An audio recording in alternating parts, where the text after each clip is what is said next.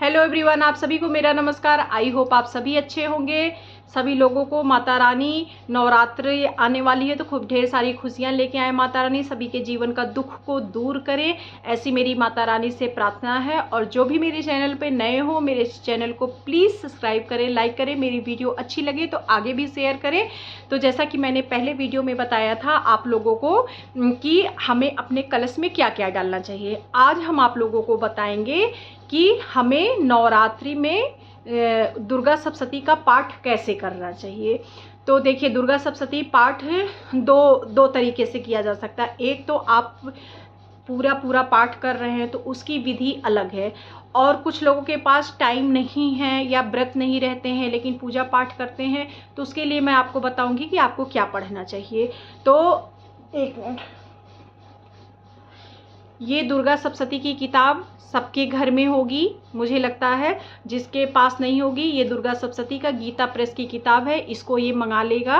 नवरात्र आने से पहले आपको मार्केट में बहुत ही मतलब इजी तरीके से अवेलेबल हो जाएगी। किसी भी आप पूजा पाठ की दुकान पे मांगेंगे तो आपको ये दुर्गा सप्तशती की किताब मिल जाएगी।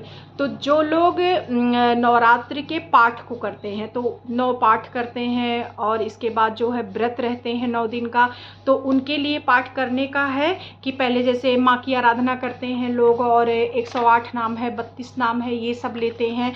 तो दुर्गा सप्तशती को भगवान शंकर ने शाप दिया है कि इसका एक गुप्त रहस्य है कि अगर जो शापोद्धार किए बिना सप्तशती का पाठ को करता है उसको कभी भी मतलब इसका जो परिणाम है, जैसे होता है कि हमने पूजा किया तो हमारी माँ ये पूरा करेंगी या हमारे ऊपर आशीर्वाद दें, वो कभी इसका फल नहीं मिलेगा।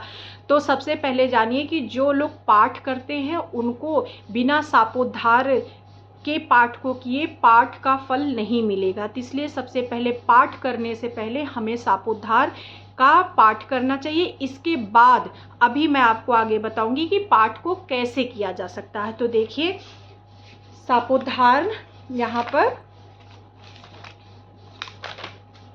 ये है, पेज नंबर 16 पे यहाँ से शुरू होता है,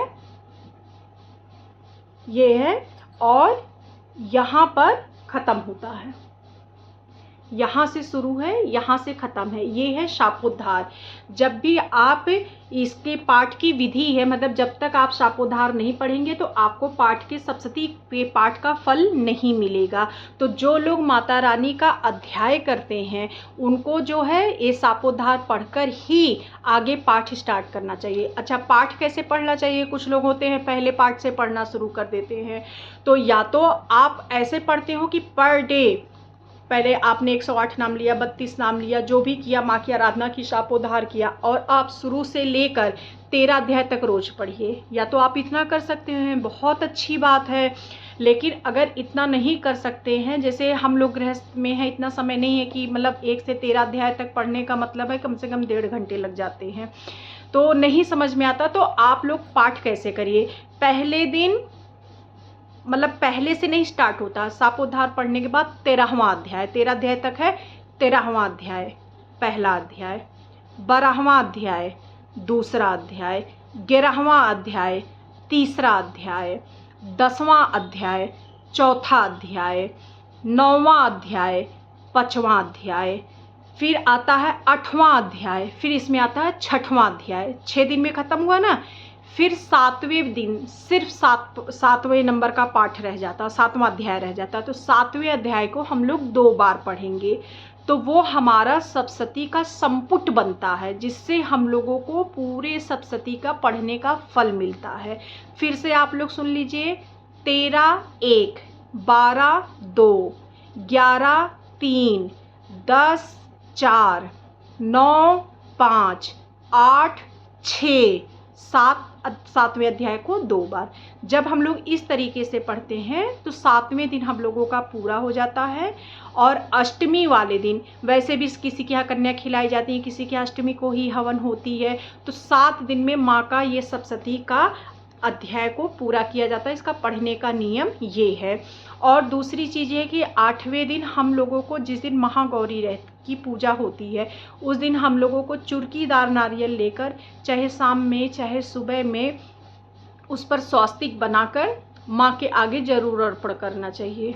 और इसके बाद उनकी थोड़ी सी आरती आराधना करके उसको उन्हीं के सामने फोड़ना चाहिए। और जब कन्याएं खाती हैं तो सबको थोड़ा थोड़ा सा महागौरी का प्रसाद देना चाहिए। ये बहुत शुभ होता है। तो और जो लोग, ये तो हो गए जो लोग 9 दिन पाठ करते हैं, तो सप्तशती का पाठ को इस तरीके से शापोद्धार पढ़ने के बाद इस तरीका से आपको सप्तशती का अध्याय। अच्छा, जो लोग, अब कुछ लोग ऐसे हैं जिनको कि मतलब सिर्फ भाई ऑफिस कर रहे हैं या उनके पास उतना समय नहीं है, जॉब पे हैं, तो उनके पास उतना समय, व्रत भी नहीं है लेकिन माँ की थोड़ी सी पूजा आराधना करते हैं, उनको यही फल मिलेगा। लेकिन ये है कि 9 दिन आप अपने घर में अगर कलश रखते हैं, व्रत नहीं भी है, दिया सुबह शाम जलाइए या ऐसी दिया जलाइए कि जो 9 दिन तक जले। हाँ, कोई देख रेख करने वाला नहीं है तो कम से कम सुबह शाम मंदिर में अंधेरा ना रहे, दिया जलना चाहिए। प्याज लहसुन का प्रयोग 9 दिन तो कम से कम नहीं ही करना चाहिए। इसके बाद भले आप खाइए, लेकिन 9 दिन तो लहसुन और प्याज बिल्कुल भी नहीं खाना चाहिए। तो जो लोग 9 दिन का व्रत नहीं रहते हैं लेकिन माँ की आराधना पूजा करते हैं, उनके लिए मैं बता दे रही हूँ, वो लोग माँ का 108 नाम ले लें, 32 नाम ले लें। और इधर अर्गला कीलक स्तोत्र, अर्गला कीलक स्तोत्र तो जो लोग अध्याय करते हैं उनको तो पढ़ना ही पढ़ना है। तो इसके बाद शुरू होता है, आप लोग खोलते हैं, जब शापोद्धार पढ़ लेंगे तो फिर यहाँ से देखिए शुरू हो जाएगा। ये कवच है, कवच के बाद फिर आएगा आपका अर्गला, अर्गला आएगा, इसके बाद आएगा आपका कीलक। ये 3 अध्याय पढ़ने के बाद आपको यहाँ पे पीछे दिया है सिद्धिका स्तोत्र। ये सिद्धिका स्तोत्र है, ये करने से आपको पाठ का पूरा फल मिलेगा। और दूसरी चीज़ ये है कि माँ भगवान सारे तत्व एक है, बस कोई भी भगवान हो भाव के भूखे रहते हैं, श्रद्धा के भूखे रहते हैं। तो हमें अपने भाव को अर्पण करना चाहिए, हमें अपनी कमियों को अर्पण करना चाहिए कि हे माँ, हे भगवान जी, हमारे अंदर ये कमी है, इसको आप जो है मुझे सद्बुद्धि दीजिए कि जिससे मेरे अंदर सुधार हो, मैं सद्मार्ग में चलूँ, मैं दूसरों का भला करूँ, मैं दूसरों के काम आऊँ।